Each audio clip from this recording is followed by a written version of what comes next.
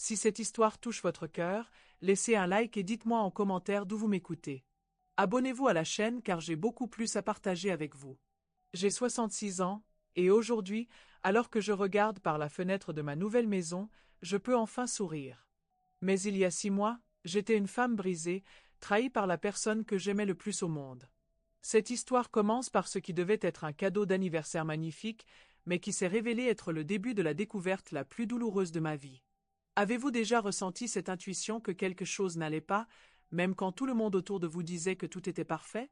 Mon fils Thomas, aujourd'hui âgé de 42 ans, avait réussi dans les affaires immobilières. Il possédait une belle maison à Neuilly-sur-Seine, conduisait une Mercedes, et sa femme Céline portait des bijoux que je n'aurais jamais pu me permettre. J'étais fier de lui. Après tout, je l'avais élevé seul après la mort de son père il y a 15 ans, travaillant comme aide-soignante dans une maison de retraite de Boulogne-Billancourt, puis comme femme de ménage les week-ends pour joindre les deux bouts. Pour mes 66 ans, Thomas m'a offert une cabane en bois. 30 000 €, m'a-t-il dit avec fierté. Un petit chalet dans les Vosges, loin de tout. Pour que tu puisses te reposer, maman, avait-il ajouté en m'embrassant sur la joue. J'ai souri, mais quelque chose me dérangeait. 2 mois plus tôt, j'avais appris qu'il avait offert un ranch de 200 000 € à sa belle-mère pour Noël. Un ranch avec piscine, écurie et vue sur les Pyrénées. Combien d'entre vous ont dû être plus forts qu'ils ne le pensaient possible pour protéger leur famille? Malgré mes doutes, j'ai accepté le cadeau. La cabane était rustique mais charmante, située près du village de Gérardmer. Les premiers jours, j'ai essayé de me convaincre que c'était parfait pour mes vieux jours. Je rangeais mes affaires quand j'ai remarqué que l'un des panneaux muraux semblait mal fixé. En poussant dessus, il a cédé, révélant une cavité. Ce que j'ai découvert à l'intérieur a changé ma vie à jamais. Une boîte métallique contenant des documents que je n'avais jamais vus. Des papiers d'assurance vie au nom de mon défunt mari, Pierre. 450 000 €. Une fortune que j'ignorais complètement. Mais le plus choquant, c'était de voir ma signature sur des formulaires de réclamation, une signature que je n'avais jamais apposée. Mon cœur s'est mis à battre si fort que j'ai dû m'asseoir. Thomas avait falsifié ma signature. Il avait récupéré cet argent il y a 15 ans, juste après la mort de son père. Pendant que je m'épuisais à travailler 60 heures par semaine, pendant que je refusais des soins médicaux parce que je n'avais pas les moyens, pendant que je vivais avec 300 € par mois après avoir payé mon loyer, mon propre fils vivait dans le luxe grâce à mon héritage. Dites-moi en commentaire si vous avez déjà découvert que quelqu'un en qui vous aviez confiance cachait des motifs inavouables. J'ai passé les 3 jours suivants à examiner chaque document. Il y avait des relevés bancaires, des contrats d'investissement, même des factures pour des vacances aux Maldives payées avec mon argent. L'assurance vie avait généré des intérêts et des plus-values. En 15 ans, les 450 000 € étaient devenus plus de 1 200 000 €. Mais le pire restait à découvrir. Dans une enveloppe séparée, j'ai trouvé des copies de mails entre Thomas et plusieurs membres de la famille. Il racontait que j'étais mentalement instable, que je divaguais souvent, et qu'il valait mieux limiter mes contacts avec mes petits-enfants pour leur protection.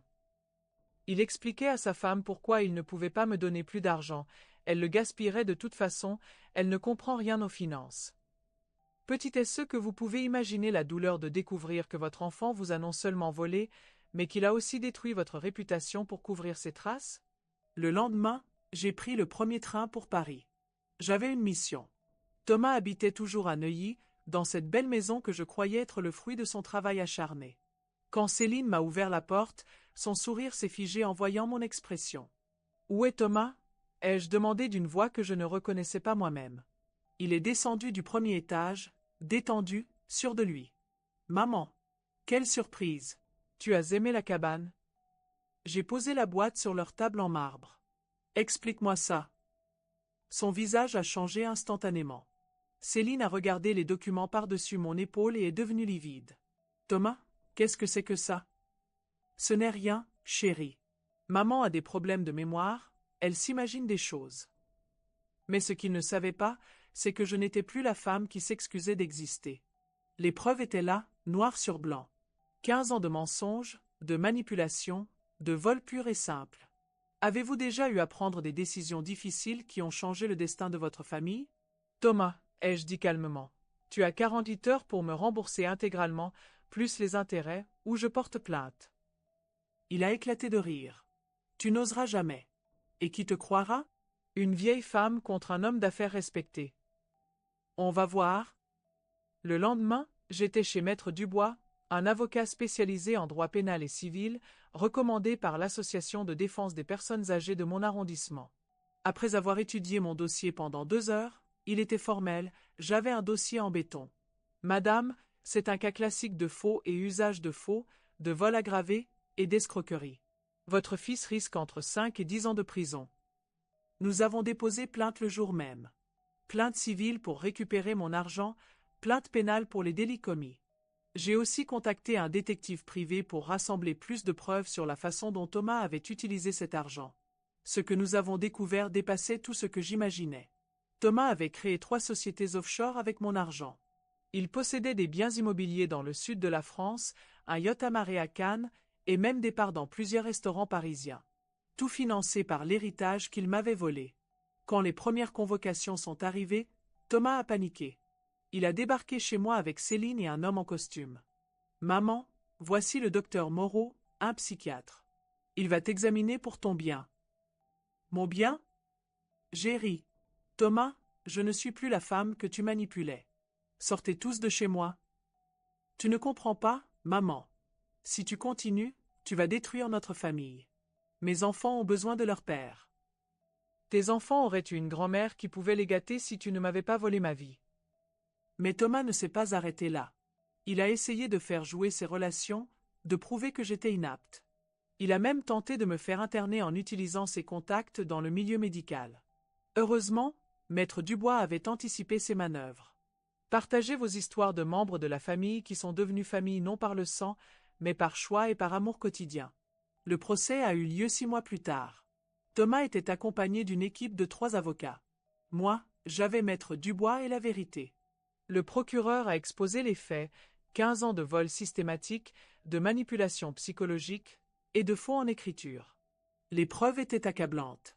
L'expert en écriture a confirmé que ma signature avait été falsifiée. L'expert comptable a démontré comment Thomas avait utilisé mon argent pour bâtir son empire. Même Céline a témoigné contre lui quand elle a compris l'ampleur des mensonges. Thomas a été condamné à 7 ans de prison ferme et au remboursement intégral de la somme, majoré des intérêts légaux et des dommages-intérêts. Au total, 1,8 million €. Céline a demandé le divorce dans la semaine. Elle a perdu la maison de Neuilly, la Mercedes, tout. Leurs enfants, mes petits-enfants, ont appris la vérité sur leur père. Le plus dur pour moi a été de les voir souffrir, mais ils méritaient de connaître la réalité. Avec l'argent récupéré, j'ai acheté un appartement à Paris, avenue des Ternes. J'ai voyagé en Italie, en Espagne, j'ai pris des cours de peinture. Pour la première fois depuis la mort de Pierre, j'ai vécu pour moi. Mais le plus beau cadeau est arrivé il y a 3 semaines. Un dimanche après-midi, on a sonné à ma porte. C'était Emma, ma petite fille de 16 ans. Elle se tenait là, hésitante, avec un petit bouquet de fleurs. « Grand-mère, je peux entrer ? J'aimerais que tu me racontes ta version de l'histoire. » Nous avons parlé pendant 4 heures. Je lui ai tout expliqué, document à l'appui. Elle pleurait en réalisant comment son père m'avait manipulé, comment il avait détruit notre relation pour couvrir ses crimes. Je veux te connaître vraiment, grand-mère. Pas la version que papa nous racontait. Aujourd'hui, Emma vient me voir chaque week-end. Elle m'aide à jardiner sur ma terrasse, nous cuisinons ensemble, je lui apprends les recettes de son grand-père. Son petit frère, Lucas, commence aussi à me poser des questions. Il découvre qui je suis vraiment, non pas la vieille folle que décrivait leur père, mais une femme qui a survécu, qui s'est battue et qui a gagné. Thomas sort de prison dans 4 ans. Céline s'est remariée avec un comptable de Versailles. Ils ont vendu la cabane dans les Vosges. L'argent a été versé sur mon compte, comme le reste. Je veux que vous partagiez vos propres expériences en commentaire. Avez-vous déjà dû protéger quelqu'un d'une menace que les autres ne pouvaient voir? Avez-vous déjà dû prendre des décisions difficiles qui ont changé le destin de votre famille? Dites-moi d'où vous regardez et si vous avez vécu quelque chose de similaire. Vos histoires peuvent aider d'autres personnes qui traversent des situations comparables. Si cette histoire a touché votre cœur comme elle a touché le mien en la vivant, abonnez-vous à la chaîne et partagez-la avec d'autres qui ont besoin d'entendre qu'il est possible de recommencer, que le bonheur peut se retrouver après la trahison. Ce matin, je bois mon café sur ma terrasse en regardant les toits de Paris. À 66 ans, J'ai appris qu'il n'est jamais trop tard pour reprendre sa vie en main, pour exiger le respect qu'on mérite, et pour découvrir que la famille véritable n'est pas toujours celle qu'on croit. Emma arrive dans 1 heure. Nous allons préparer le déjeuner ensemble et elle va me parler de ses projets d'études. Elle veut devenir avocate, comme Maître Dubois, dit-elle. Pour aider les gens comme toi, grand-mère. La vie m'a pris 15 ans, mais elle m'en a rendu peut-être 20. Et cette fois, personne ne me les volera.